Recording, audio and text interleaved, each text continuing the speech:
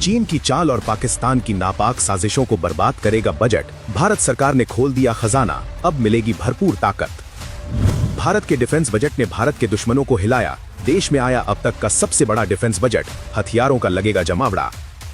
Fighter jet, missile से लेकर drone और गोले बारूद लाएगा भारत, खोल दिया खजाना। धुरंधर रक्षा बजट ने भर दी तालिबान की तिजोरी। चीन अपनी चालबाजी दिखा रहा था और पाकिस्तान है कि बार बार पिट कर भी भारत के खिलाफ साजिशें रचता है। अब भारत सरकार ने डिफेंस के लिए अपना खजाना पूरी तरह खोल दिया है।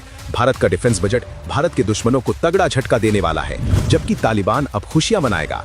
कुछ दिन पहले ही पाकिस्तान का प्रधानमंत्री रो रो कर अपनी भीख मांगने वाली कहानी दुनिया को बता रहा था। ऐसी नौबत के बावजूद पाकिस्तानी भारत से भिड़ने की सोचते हैं, लेकिन अब पाकिस्तान ही नहीं बल्कि भारत के हर दुश्मन को सबक सिखाने के लिए भारत सरकार ने बहुत बड़ा काम कर दिया है। भारत ने कैसे तालिबान के लिए खजाना खोला है वो आपको आगे बताएंगे। पहले भारत ने अपने डिफेंस बजट से कैसे तहलका मचाया है वो देखिए। वित्त मंत्री निर्मला सीतारमण ने रक्षा क्षेत्र के लिए 7.85 लाख करोड़ के ऐतिहासिक बजट का ऐलान किया है। यानी पिछले साल से करीब 1 लाख करोड़ से ज्यादा की बढ़ोतरी कर दी गई है। ये सिर्फ पैसा नहीं है, ये भारत के पड़ोसी भिखारिस्तान और दुश्मन को सीधा संदेश है कि भारत अपनी संप्रभुता से कोई समझौता नहीं करेगा। ये डिफेंस बजट सिर्फ हथियार खरीदने तक सीमित नहीं है, बल्कि सेना की हर जरूरत को कवर करेगा।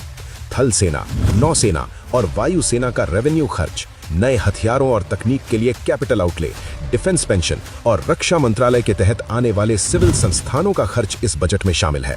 बॉर्डर पर तैनात भारत के जवान से लेकर भविष्य के युद्ध तकनीक तक सब कुछ इस बजट का हिस्सा है। इस बढ़े हुए बजट से सेना की ताकत और तैयारी दोनों को और मजबूत किया जाएगा। इतना तो आप भी जानते हैं कि चीन कैसे चाल चलता है और पाकिस्तान कैसे सीमा पर भारत को उकसा रहा है। ऐसे में भारत के लिए वो हथियार लाएगा जो दुश्मन को धुआं कर देगा। सरकार साफ कर चुकी है कि डिफेंस खर्च सिर्फ सुरक्षा नहीं बल्कि रणनीतिक निवेश है। भारी कैपिटल खर्च से देश में ही हथियार और सैन्य उपकरण बनाने को बढ़ावा मिलेगा, जिससे भारत की विदेशी निर्भरता कम होगी और मेक इन इंडिया को नई ताकत मिलेगी। इसका सीधा फायदा ये होगा कि भारत आत्मनिर्भर बनेगा और युद्ध की स्थिति में सप्लाई के लिए किसी और देश पर निर्भर नहीं रहेगा। पूरी दुनिया में जिस तरह से हालात बदल रहे हैं, उसे देखते हुए भारत का ये बजट बहुत जरूरी था। ये बजट बताता है कि भारत अब खतरे का इंतजार नहीं करता बल्कि पहले से तैयार रहता है।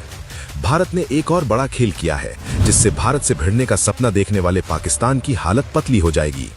भारत ने तालिबान के लिए खजाना खोल दिया है और ये देखकर पाकिस्तान के सीने पर सांप लौटने लगे होंगे। अफगानिस्तान के लोगों के लिए भारत ने 150 करोड़ आवंटित किए हैं, जो पिछले साल की तुलना में कहीं ज्यादा है। इस मदद से भारत ने साफ कर दिया है कि भारत अफगानिस्तान के साथ हर हाल में खड़ा है। भारत का ये कदम पाकिस्तान के लिए तगड़ा झटका है, क्योंकि पाकिस्तान और तालिबान के बीच लंबे समय से विवाद चल रहा है। भारत अफगानिस्तान के साथ अपने रिश्तों को और मजबूत करने में लगा है। पिछले साल भारत और अफगानिस्तान के रिश्तों में काफी नजदीकियां भी आई। अफगानिस्तान जब मुसीबत में फंसा तो सबसे पहले भारत कूद पड़ा।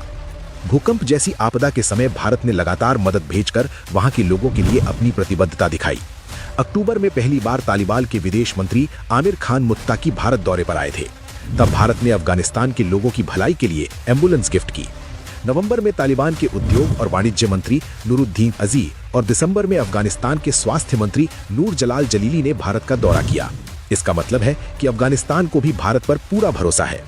तालिबान ने भारत में अपना पहला आधिकारिक अधिकारी नूर अहमद नूर नियुक्त किया।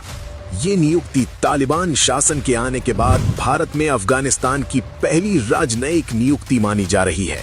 इससे दोनों देशों के बीच कूटनीतिक और रणनीतिक रिश्तों में मजबूती का संकेत मिलता है।